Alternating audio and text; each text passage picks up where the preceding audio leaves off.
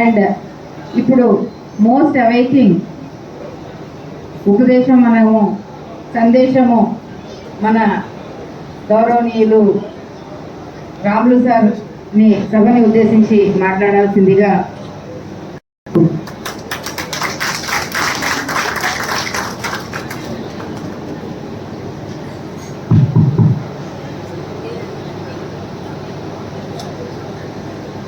ఈరోజు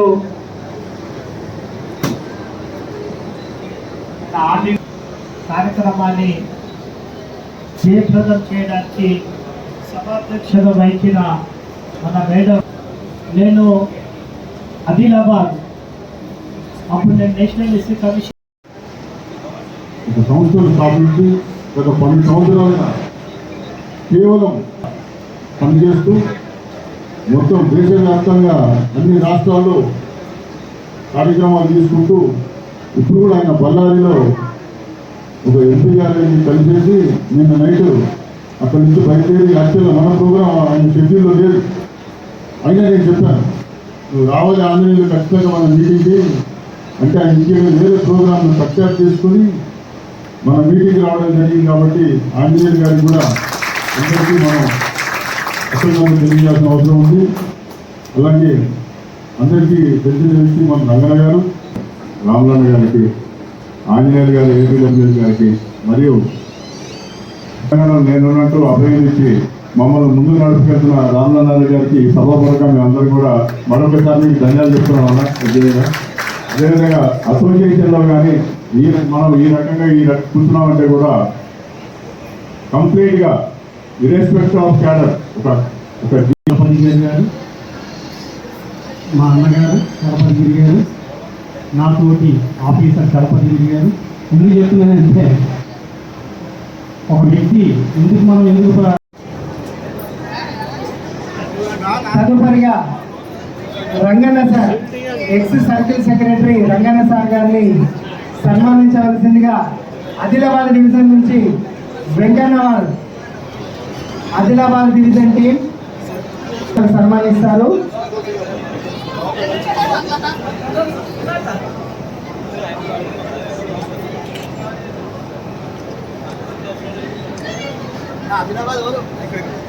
తదుపరిగా మన ఈరోజు పోస్టల్ డిపార్ట్మెంట్లో వాళ్ళు ఎన్నో ఏళ్ళుగా ఉద్యోగాలు చేస్తూ వాళ్ళు ఎన్నో ప్రమోషన్లు కొంత తీసుకుంటూ కొంత అన్యాయం జరుగుతూ వాళ్ళకు రిజర్వేషన్లో సంబంధించిన అధికారులు సరైన చొరవ తీసుకోకపోవడము, దీనికి వారు ఎలక్షన్ ప్రాసెస్లో ఎలక్షన్ పెట్టి అధికారులతోటి మా యొక్క రిజర్వేషన్ మాకు ఇవ్వండి, మా యొక్క ప్రమోషన్లు మాకు ఇవ్వండి, మాకు కావాల్సిన ట్రాన్స్ఫర్లు మా వద్దకు చేయండి, మేము ఈ యొక్క ఎంప్లాయీకి సంబంధించిన రిజర్వేషన్ ఉద్యోగులమే కానీ మాకు ఉద్యోగంతో ఎటువంటి సంబంధము లేకుండా మేము రిజర్వేషన్ సమస్యలతో పోరాడుతున్నామని చెప్పి ఇటువంటి కార్యక్రమాన్ని ఇది 4వసారి కార్యక్రమం చేస్తున్నాం.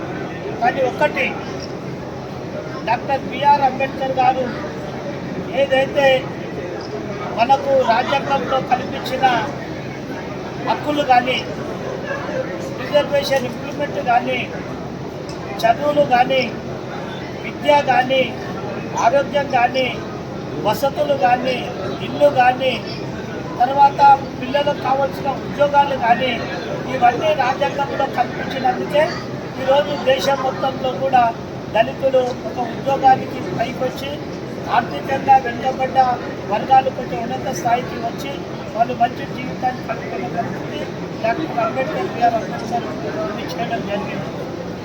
ఈరోజు కాంగ్రెస్ ప్రభుత్వము నరేంద్ర మోడీ గారికి వ్యతిరేకంగా రాజ్యాంగం ఒక పుస్తకాన్ని పట్టుకొని దేశం మొత్తంలో ఎలక్షన్ కంటే ముందు కూడా రాజ్యాంగాన్ని ఒకవేళ బీజేపీ గవర్నమెంట్ 400 సీట్లు వస్తే వీళ్ళు రాజ్యాంగాన్ని మార్చే పరిస్థితి ఉంటుంది, మీరు వీరికి ఓటు వేయొద్దు, దళితులంతా ఏకం కాండి, మీరందరూ మాకు గవర్నమెంట్కు వ్యతిరేకంగా ఓటు వేయాలని చదువు దేశం మొత్తంలో ప్రచారం చేసిన పార్టీ శ్రీ కాంగ్రెస్ ప్రభుత్వము, రాహుల్ గాంధీ యొక్క గవర్నమెంట్లో ఉన్న వ్యక్తులు.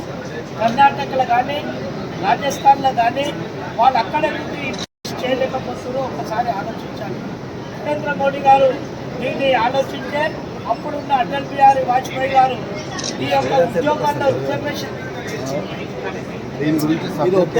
చాలా మటుకు ఎస్సీలు 15% రిజర్వేషన్ రావాలంటున్నాం. వీళ్ళ యొక్క కంపెన్సేషన్లో చనిపోయిన వ్యక్తులు ఎవరైతే తన యొక్క ఉద్యోగంలో ఉన్న వ్యక్తులు చనిపోయారో వాళ్ళ పిల్లలకు ఉద్యోగాలు ఇచ్చే పరిస్థితి 5% పరిస్థితి, ఆ పిల్లలకు ఉద్యోగాలు ఇవ్వాలి. కానీ ఇక్కడ ఉన్న డిపార్ట్మెంటు వాళ్ళ తల్లిదండ్రులు చనిపోయిన వ్యక్తులకు వాళ్ళ ఇల్లు చూసో కానీ వాళ్ళ బిల్డింగ్ చూసో కానీ వాళ్ళు పదవిలో ఉన్నారని కానీ ఉద్యోగాలు ఇవ్వకుండా దాన్ని ఆపడం జరుగుతుంది. ఇది ఎస్సీ కమిషన్ దీన్ని చొరవ తీసుకొని ఇక్కడ ఉద్యోగాలు ఇప్పించడానికి మేము ప్రయత్నాలు చేసినాము. అదేవిధంగా వీళ్ళకు ప్రమోషన్లు కూడా అధికారులకు వ్యతిరేకంగా ఎవరైతే ఉంటారో ఈ యొక్క ఎస్సీ ఆర్గనైజేషన్లు వాళ్ళందరూ కూడా వీళ్ళకు ప్రమోషన్లు వచ్చినప్పుడు చాలా రూరల్ ఏరియాల ఆదిలాబాద్లో, నిజామాబాద్లో, కరీంనగర్లో లేకపోతే మహారాష్ట్రలో